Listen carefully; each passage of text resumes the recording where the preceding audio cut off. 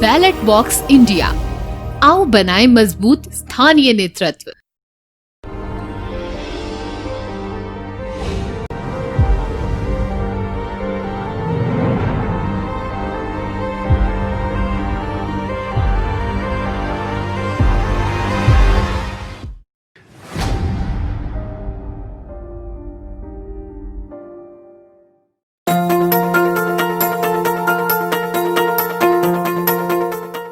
Local के लिए vocal बने नव प्रवर्तक पोर्टल्स भारतीय इंजीनियरिंग द्वारा स्वदेश में ही निर्मित एवं संचालित हैं। आज ही अपना खुद का पोर्टल बुक करें।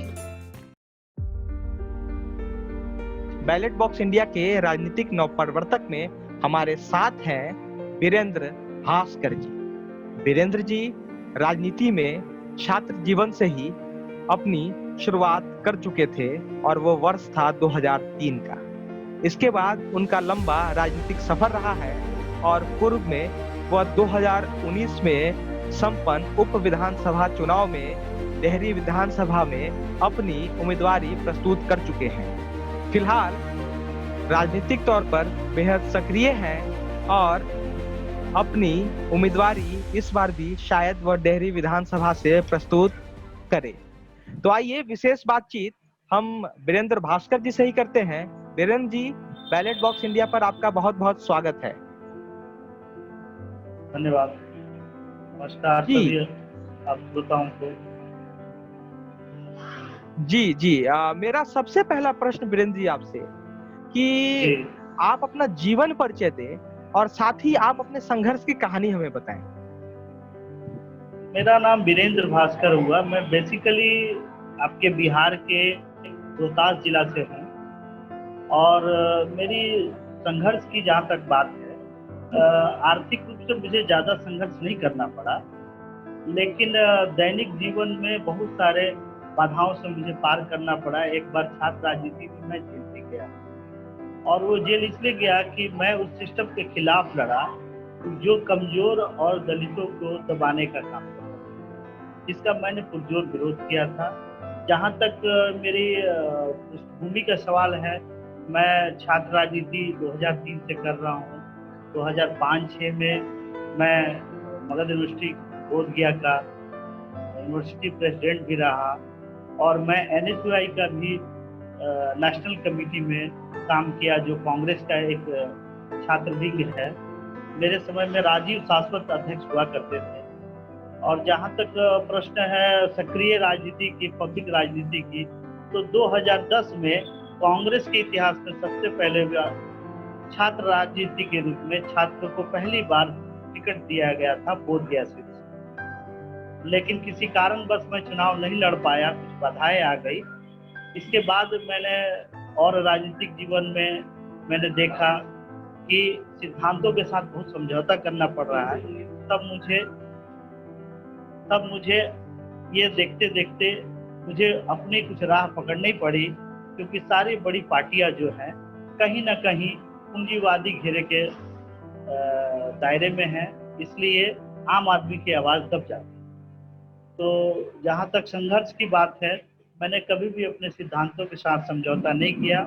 मैं चाहता हूँ कि सिस्टम भारत का ऐसा बने जहाँ लोगों को वाकई संविधान द्वारा प्रदत्त अधिकारों का सही माने में उपभोग कर सके। और जो वर्तमान परिप्रेक्ष्य में देखा जा रहा है कि संविधान के नियम सिर्फ दिखावा हो गया है और इसका मजा या उपभोग सिर्फ बड़े चुनिंदा लोग ही कर पाते हैं। यही मेरी संघर्ष की और मेरे विजन का एक हिस्सा है। मैं चाहता हूं कि अंग्रेज जब देश छोड़कर गए थे तो उन्होंने ये देश जनता के लिए छोड़ के गया था, लेकिन आज भी यह देश कुछ पूंजीपतियों के और कुछ नेताओं के कठपुतली बन गया। जी जहाँ तक आपके छात्र राजनीति का सवाल रहा या जहाँ से आपके संघर्ष की कहानी शुरू हुई, तो वो सब तो हमने जाना भी, लेकिन इसमें विस्तार से हम जानना चाहेंगे कि सक्रिय राजनीति, छात्र जीवन के बाद सक्रिय राजनीति में आपका आगमन क्यों हुआ, कब हुआ और साथ ही आप अपने विजन के बारे में हमें बताएं और आगे के मुद्दे क्या हैं उसके बारे में जरा विस्तार पूर्वक बताएं।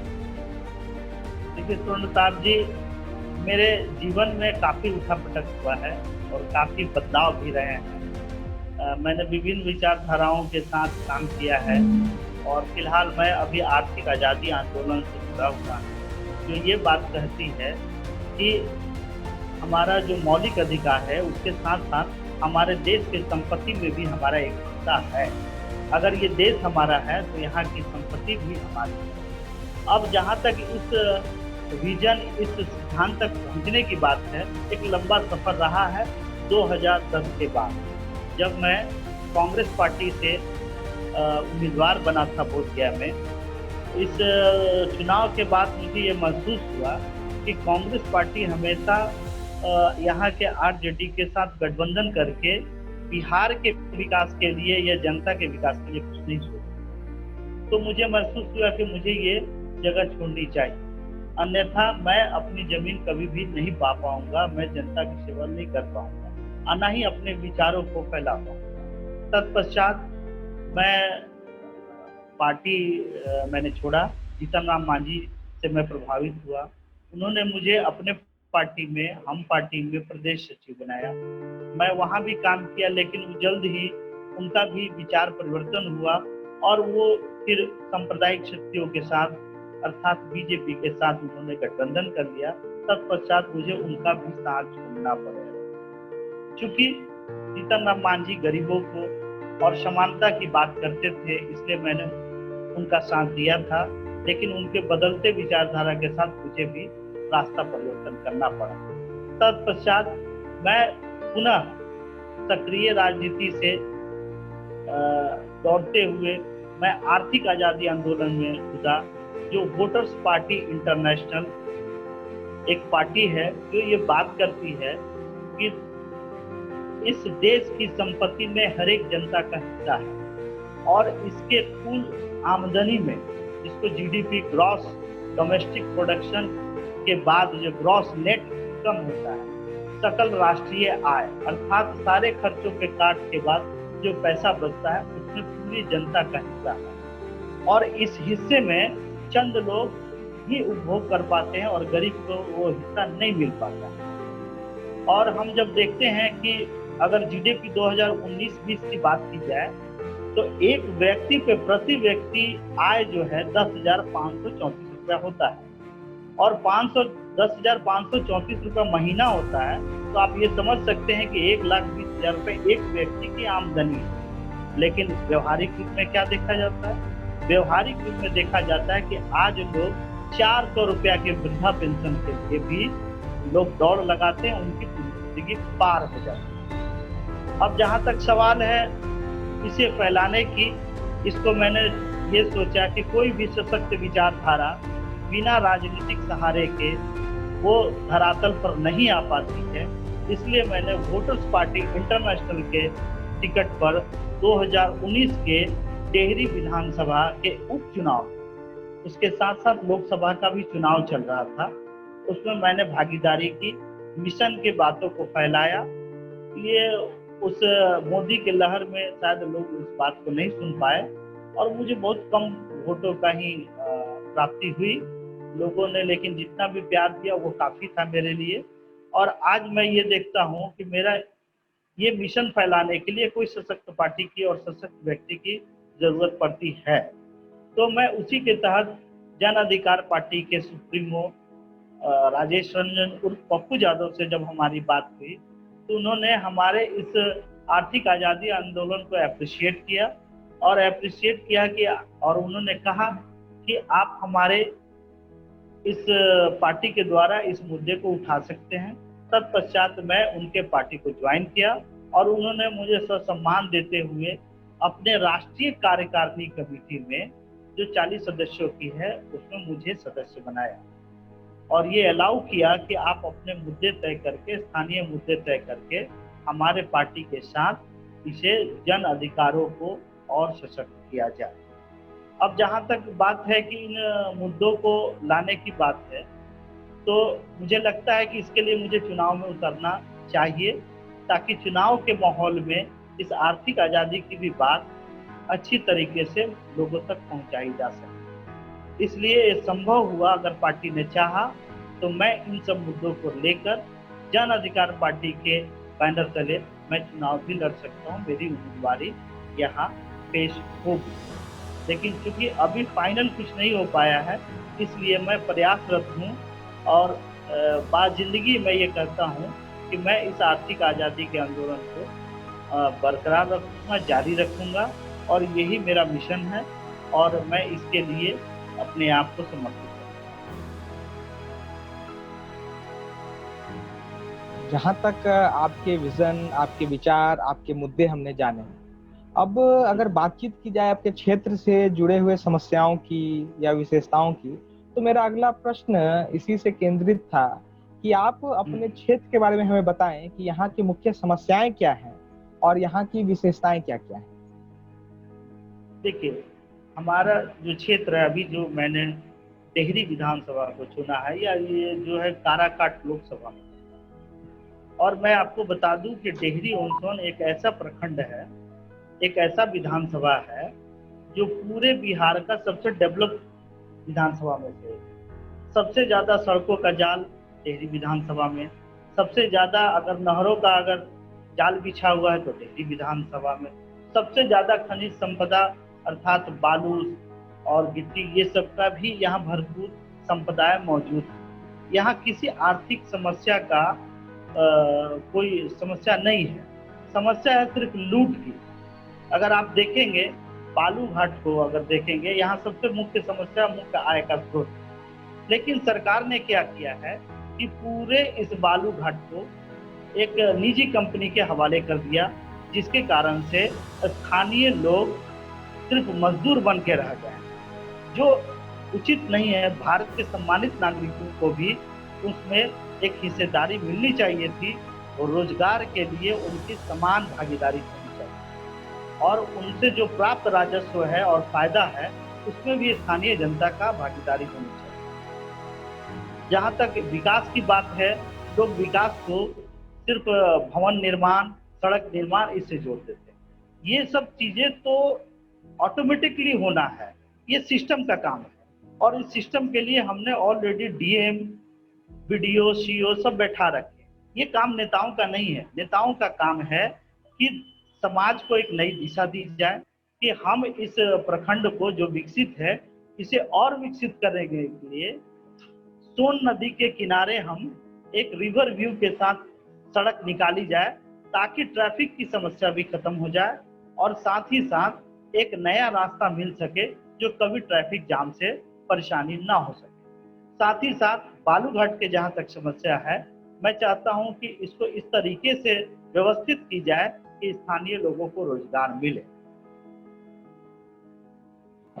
चलते चलते मेरा अंतिम प्रश्न आपसे, ये प्रश्न ही जनता को आप क्या कहना चाहेंगे?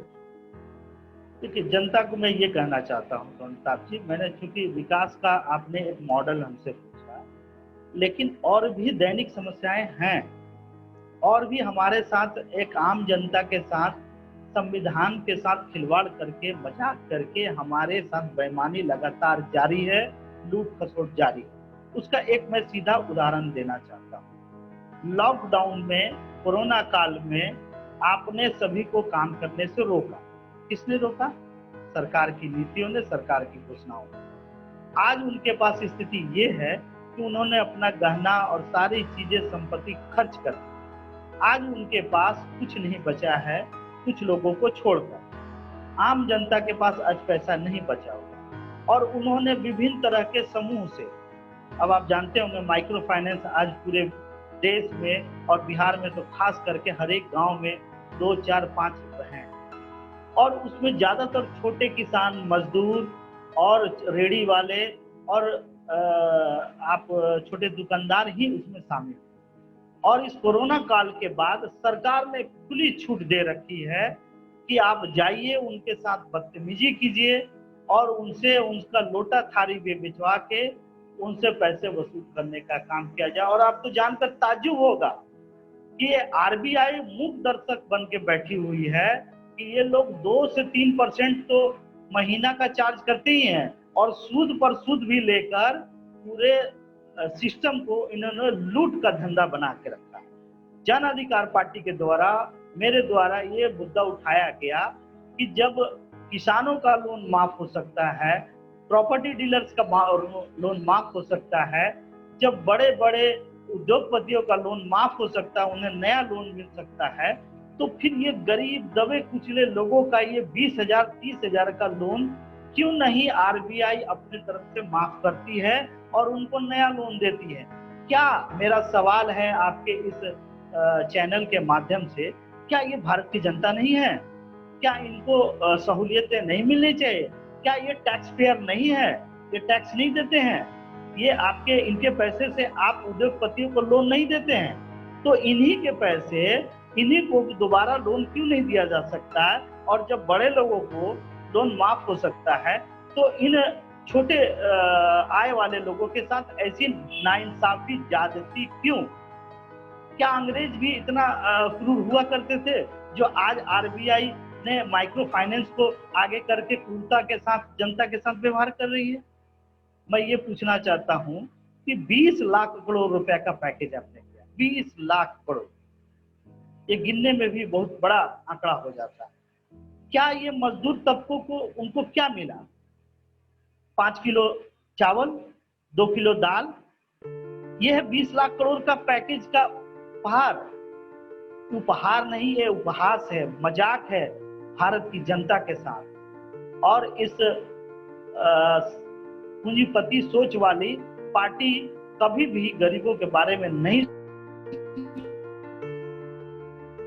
और तमाम इस तरह की धाराओं की पार्टियां ये मानती है कि ये सरकार शोषणकारी है और ये अपनी जनता को, खास करके गरीब जनता के साथ इंसाफ कदापि नहीं कर सकती है। इसलिए इनके खिलाफ संघर्ष जारी रहेगा, यही हमारा प्रण है। और सिर्फ पार्टी परिवर्तन की बात हम नहीं करते। आज एक पार्टी आएगी, दूसरी आ जाएगी, नीति वही चलते रहेगी। हम नीति परिवर्तन की बात करते हैं, व्यवस्था परिवर्तन की बात करते हैं, जो कि राजनीतिक माध्यम से ही हो सकता है। इसके लिए जनता को जागरूक होना पड़ेगा और जनता को ये सोचना पड़ेगा कि हमारे लिए उचित और सही नुमाइंदा कौन हो सकता है। जी, आपसे बातचीत कर हमें काफी अच्छा लगा और जिस तरह से आपने बताया कि क्या चीजें होनी चाहिए या क्या मकसद को लेकर के आप चल रहे हैं, वो सभी जनता के सामने है। जनता इस चीज को सोचेगी, समझेगी और आप जिस तरह से राजनीति में और सामाजिक क्षेत्रों के लिए प्रयासरत हैं, आगे बढ़ रहे हैं, उसमें आपको सफलता मिले और भविष्य के लिए आपको बहुत बहुत शुभकामनाएं। बैलेट बॉक्स इंडिया से जुड़ने के लिए आपका शुक्रिया।